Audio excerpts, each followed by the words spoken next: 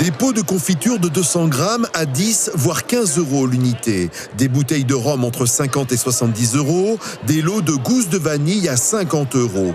Beaucoup de produits ultramarins vendus sur les stands d'outre-mer sont chers comparés aux produits similaires vendus sur les marchés ou dans les grandes surfaces de l'Hexagone. Pour autant, les visiteurs et les clients interrogés dans les allées du salon acceptent cette différence de prix. Pour une qualité qui vient de loin, on est prêt à mettre le prix. On vient ici pour ça, pour découvrir, pour chercher de la qualité. Je les trouve abordables, oui. Pour voir la qualité que c'est, ça vaut le coup de tester. C'est des gens qui travaillent dur, des petits producteurs qui font des produits de très bonne qualité. Et je préfère largement mettre plus cher pour ce genre de produits que des produits industriels.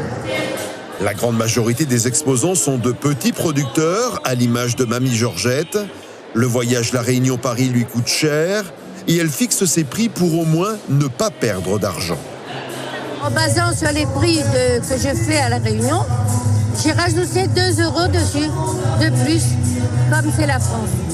Mais après, il y a différents prix. Il y a des personnes qui vendent beaucoup plus cher, mais moi, j'ai dit il faut que j'arrive à écouler, donc je n'ai pas mis vraiment cher, quoi. J'ai mis un prix abordable, on va dire.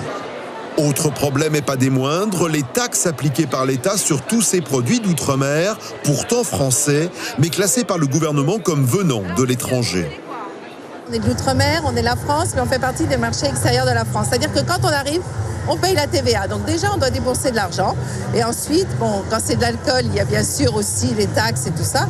Donc en fait, nos prix sont faits par rapport à ça. Si des régions et collectivités ultramarines prennent en charge une partie des frais de leurs exposants, histoire de leur permettre d'afficher des prix raisonnables, pour d'autres, comme ces producteurs de Mayotte, le problème financier provient de l'absence d'aide pour le retour au pays des produits invendus sur le salon.